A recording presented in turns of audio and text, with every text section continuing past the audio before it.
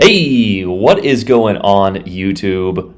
Aaron here. We are back, ladies and gentlemen. I hope you guys are having a fantastic Monday here. And guys, we've got a fun one for you here in today's video.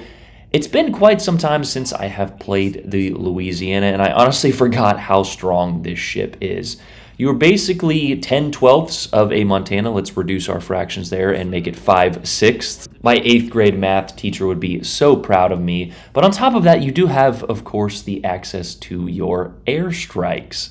And for some reason, I just felt a little dirty playing this boat, but we took her back out and we had a ton of fun here, almost reaching 200K, I think 195 towards the finish here.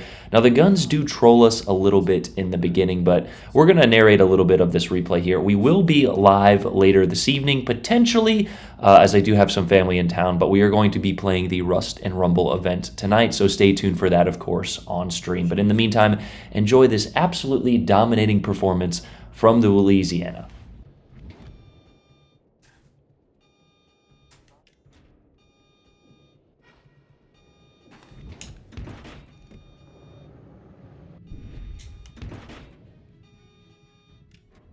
The trick to the American hybrids and, of course, the Dutch cruisers is getting yourselves in nice and close without overextending. And this little group of islands here on Sea of Fortune is a perfect little set to push forward while still remaining somewhat covered and getting ourselves in range for our airstrikes. As you can see, this Columbo is moving ahead. He pops his smoke screen, but we're going to go ahead and drop our planes anyway. You definitely want to maximize the effectiveness of your airstrikes. They do take about a minute and a half to reload there. However, if you're waiting for the perfect opportunity, you're going to miss out on the little bit of damage that we actually get right here, connecting one torpedo and a flood on that Columbo. Now, of course, ideally, we would like to follow it up with one of our teammates getting either a permanent fire or just, that follow-up chunk damage. Players who are aware of the airstrike capabilities will turn out or turn in, and depending on the situation that you drop them or put them in, they will be turning either broadside to your teammates or into a worse position overall. And here is sort of what I was talking about with the guns here. Certainly a salvo that we would like to have back. Now, we are, of course, running the reload consumable for just overall reload because, as you can see, we are getting a little bit close here. We don't necessarily need the accuracy. However, in that situation, I would definitely have preferred plotting room. Now, I want to caution you guys on what I'm doing right here. I'm reading game flow and I'm trying to help support my team, which is what a lot of Battleship players try to do. I know when I do these videos here, and honestly, we just got absolutely robbed there. The American 406s do have a good bit of penetration, and even though the Yamato has a pretty massive belt, I felt like that salvo should have been a little bit more, let's say, damage heavy. But speaking on aggressive pushes here, I know that a lot of players love to just YOLO aggressive push, and while that certainly helps your team in many regards, and pay attention to this drop right here, this is a fun one, you want to make sure that you are not overextending yourself and reading game flow. We are really strong on this Alpha Cap here, and they are weak on Charlie. So we're going to push up in the middle here, and yeah, we're going to help our team in a great way by getting a beautiful drop on this Shima with Arthas, and the plane popped, and 3 torpedoes connect there for the devastating strike on that destroyer. A beautiful follow-up salvo from Mr. JC there, and our team now has a massive advantage. But pay attention, because that C flank that we mentioned does begin to falter, and if it wasn't for our teamwork and positioning here, our team probably could have ended up losing this game. But we don't have much time to think about it because we have a BA Montana rounding this corner here. So we are, of course, going to angle as he starts to angle, but we do manage to get a nice little shot on his somewhat broadside. And yeah, he just got enough time to get his turnoff there. 1 pen, 2 overpins, and 2 shatters there on the belt of that Montana. Again, I felt like the guns were trolling me a little bit early on here, but we have essentially all of our health and a little bit of some map control here. So we're just going to sit here, wait for our airstrike to reload, and I know that my giant head is blocking it. And here's a great example of not overextending. If we would have pushed in there to try and brawl that Schlieffen and BA Montana for whatever reason, we would have been putting ourselves in a massive crossfire, and we actually do take a few penetrations from that Columbo as well. That doesn't.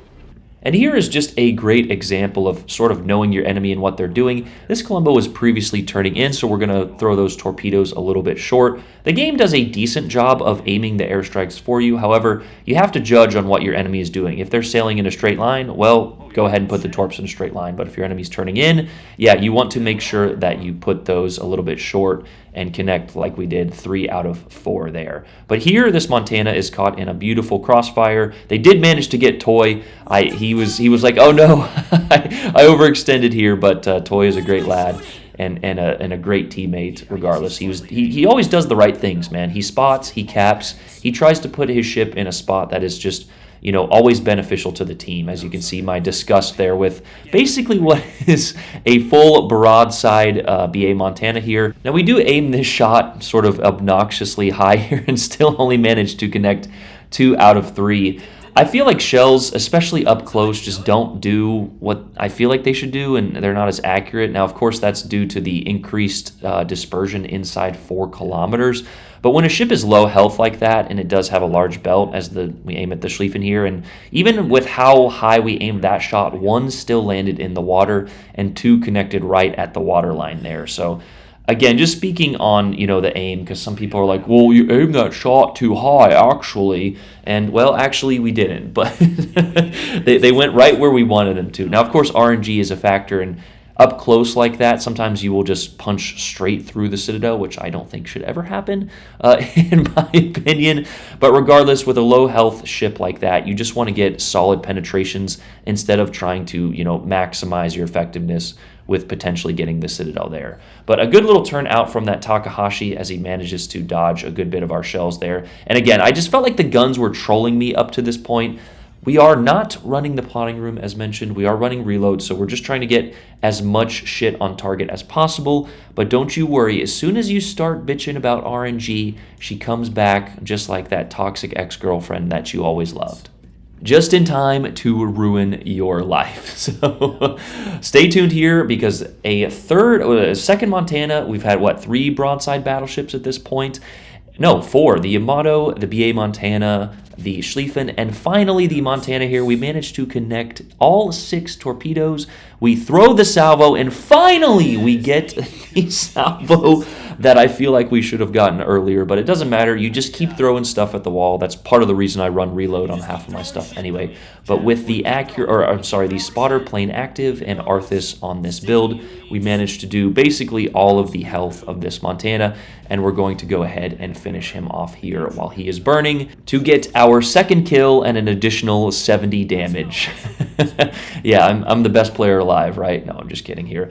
But anyway, with some excellent map control and positioning and just situational awareness, and of course the somewhat overpowered Louisiana here, we have managed to will our team to victory here.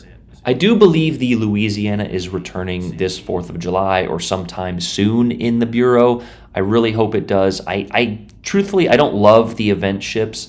I know that it's just Wargaming's way of getting more money here, but I don't like how they do it. The Gudon Lu, the Loria, the Louisiana, they dangle a fun ship in front of you, and of course, if you want to pay $150, you can have access to it. Now here, of course, I'm not necessarily expecting Citadels. The Columbo has a pretty protected belt. I am a little bit over-angled. I wanted to get my rear turret off. I thought I would get the kill there, and yeah, he does manage to chunk us. Honestly, you could make the argument that I should have been dead there, but it doesn't matter. Our team is well in control of this game, but we're going to go ahead and finish up angling here. We are getting some decent secondaries, but the Columbo is going to out-DPM us in terms of the secondaries there, as we manage to connect 3 into the superstructure, but not enough to get the kill here. So a beautiful little finishing touch there to get 194,942 damage. We tried to go long on the Takahashi here, as we actually managed to beach ourselves like an expert. He does, however, slow down. I think he sees them coming there. As you can see, a good bit of AA coming off from that ship. But as we mentioned when these ships first came out, if you know that they're coming and you're paying attention, these strikes are relatively easy to dodge. Now, that being said, if you're a bow tanking connoisseur and you don't want to move your ship and refuse to reposition or learn anything about the game, then yes, these ships are truly devastating to you. They can hit you with HE, they can hit you from the broadside with AP, and then drop airstrikes on your head without really being spotted. But again, it's just a different wrinkle in the game and something that essentially everyone has to deal with as the line is now released with the exception of the Louisiana. So these ships are in the game. I don't think they're truly overpowered. They're certainly strong and some adjustments could be made. The same can be said for the Dutch cruisers. However, I do think these add a little bit of a new wrinkle to the game compared to the backlining Shimakaze who thinks he's good because he uses a 4.7 concealment to go around the side of the enemy here. So we do need, new mechanics and new game modes. I just want them to be balanced for the game. So it's funny to me sometimes when we get a new, ship like this or, a new mechanic or game mode and people are just like, oh, I love it. And it's like, yeah, because it's insanely broken. So, but speaking on that, the Pan-European alternative line definitely needs an adjustment to Fox flares. We managed to connect one single overpin, I think, to take our damage total to 195,000.